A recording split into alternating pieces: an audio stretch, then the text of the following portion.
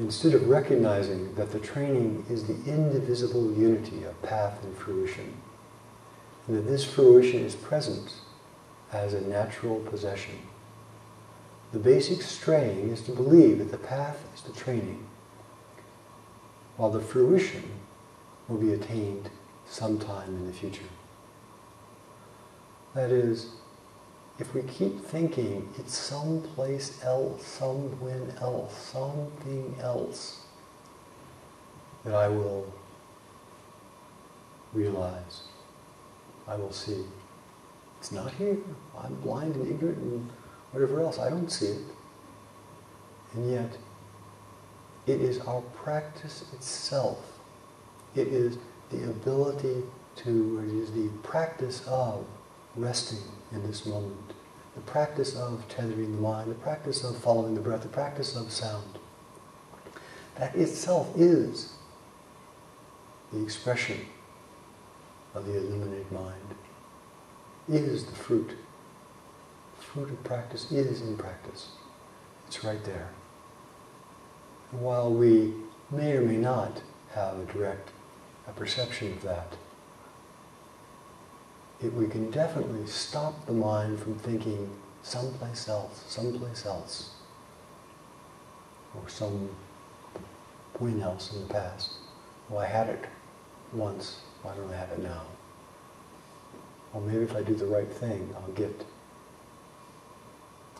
It is our practice itself and our awareness and our illuminating mind that is practicing this breath, right here, right now. That is where we find the fruits of practice. He continues, although the meditator does possess the exact training, the straying is to distrust it. And again, seek it elsewhere, hoping for something superior, or to meditate while adding something better. So many times people get confused because they're practicing and they feel like, oh, okay, I'm listening to sound. I'm seeing boring, I'm not getting anywhere else. Maybe I'll try breath. Okay, I'm practicing with the breath, it's hard, it's difficult, I'm not getting anywhere. Maybe if I had a koan, that would work. And we keep thinking that something else, some other practice, there's a better practice, that there's a better way, there's a right way. If I only knew the right way. Whichever way we have is a challenge. Every practice has its challenge. Every practice has its fruition. Every practice has its wisdom. And what is often the only important element is that we just continue with that practice. We continue looking into, that we continue to embody, that we continue to investigate, that we continue to know one particular practice. And if we know it, gradually we go through periods of frustration and dryness, of course, but every practice has the ability to open up. He continues, instead of recognizing the training as an indivisible unity of discard and remedy, and that by knowing your natural face, the discard becomes your own remedy. The basic straying from practice is to regard the emotion to be discarded and the training as separate, and so use training as a remedy against emotion. He's basically talking about the 5 hindrances. That if we regard the 5 hindrances, skeptical doubt, anxiety, judgment, criticism, desire for more and more pleasure, sloth and torpor, if we think those are all obstacles, if I just can discard them, if I can just get rid of all those, then I'll get what I want. But it is the engagement, the awareness, the looking into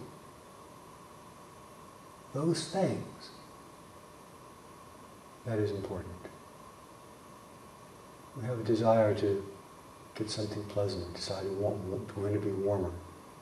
Where does that desire reside? Where is that? What's the ground in which that desire manifests? What is this fantasy that we think, based in our memory, that this particular superficial sensation what's that really going to do for us? And so we look deeply, deeply into each thing. That practice is where the fruition of practice is found. He continues, wherever a thought moves, or when encountering a difficult situation, the straying from practice is to believe that one can only be composed in meditation after the difficulty has been overcome. That's what I've been saying. Everything we encounter is our practice. And it's not about, if I just get rid of these thoughts, if I just manage this, if I just get rid of the inner critic, if I just finally get this pain or that pain, then all will be well. It just adds confusion to confusion. Our practice has got to be in this moment, with the experience of this moment. He continues, instead of recognizing that the training is the indivisible unity of means and knowledge, and that all phenomena are the essence itself, the basic strain from practice is to generalize with a conceptual focus that they are devoid of self-nature. Rather than putting the training to use, the temporary straying from practice is to generalize by wanting to recreate a past experience. Or it could be to believe that meditation should interrupt thoughts. I'm dissatisfied with the present state, I must create a better one. That is, if something comes up and we think, oh, this is just empty, it doesn't need to be actually worked with, it doesn't need to be looked at, it doesn't need to be engaged with. When we talk about engaging with thought in this way, we're not talking about I'm going to engage with my thinking mind and kind of analyze it.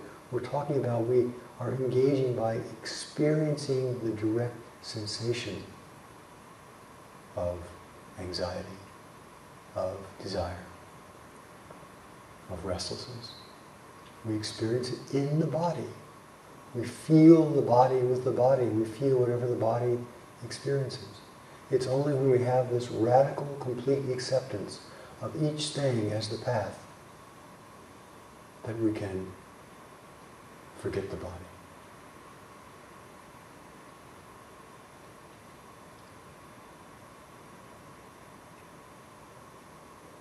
And generally speaking, while continuing training, you may encounter myriad different meditation moods of bliss or clarity and non-thought. And those who practice while intermingling their practice with other activities will only encounter tiny bits of such meditative states. That is, the more we are trying, I'll try this, I'll try that, this isn't working, that isn't working, maybe that's better, I had it better yesterday, I'll have it better tomorrow, or I hate this, and of course we only get a little bit of certain kinds of meditative states. But if we do encounter meditative states, like bliss or clarity,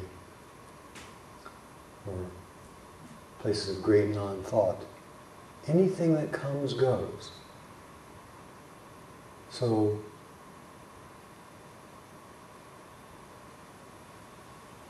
clarity as a state where we suddenly see that everything's become crystal clear, or we see close things or far distant things all very intimately and bright, that we see even sometimes lights or auras. Or having the feeling of knowing other people's minds, that's kind of clarity. It's interesting. It's part of the outcome of a certain kind of felicitous meditative state, of a hard practice that we've been really practicing assiduously, and then we encounter some really beneficent feeling, or some very pleasurable, or some very bright or luminous place. But again, anything that comes goes. So as with all things, it's not a matter of we discard some pleasant thing, thinking, oh, it's too pleasant, I don't like this, shouldn't like this. But everything we encounter, we continue, come back, be willing to feel it. It will arise, exist, disappear. And we don't have to make it do that. All we do is just sit in the experience. And the experience will arise, exist, and disappear. And then, of course, the clinging mind comes in and says, ooh, that was really nice, I want that back again, give me some more of that. Which, we never experience the same thing twice. When we have a particular experience, a particular meditative absorption, a particular place of quiet mind or quiet thought, rest in it right there, rest in it, rest in it, rest in it. So that at the end of the night, when we've been sitting for a while and we sit down and the room is very still and our mind is still and deep, stay there, stay with it, rest with it, appreciate it, go with it. Don't go running off thinking, oh, well, this is obvious, this is easy, I'll come back to this later. Because everything disappears. Everything disappears. So whether we're encountering difficult challenges, or whether we're encountering really pleasant challenges, our essential task is to keep returning, keep returning, keep returning. What is it that sees bright luminosity? What is it that knows the mind is clear? And to rest more deeply, ever more deeply. But our practice is not about states, and all this talk about states and experience just can be confusing. When you encounter something, really encounter it. When you taste something, really taste it. But the great teachers, the really great teachers, say that all that really matters is that we take the bodhisattva vow. All that really matters is that we have the aspiration to become awakened. The aspiration to become awakened, to help others. Putting their awakening before ours. And that we have the aspiration and the vow to continue year after year, lifetime after lifetime. That's what's really important. And that deep vow is inherent. It's deeply inherent in the human condition. That vow to not suffer and not to have others suffer. Because if we realize even a little glimpse of the one mind, all suffering is our suffering. All freedom is our freedom. And the aspiration for awakening, the aspiration for bodhicitta, to help all beings, is an inherent part of this human realm. So whether you encounter easy states or hard states or dry states or fluid states, whether things are going well or not so well, it's not important.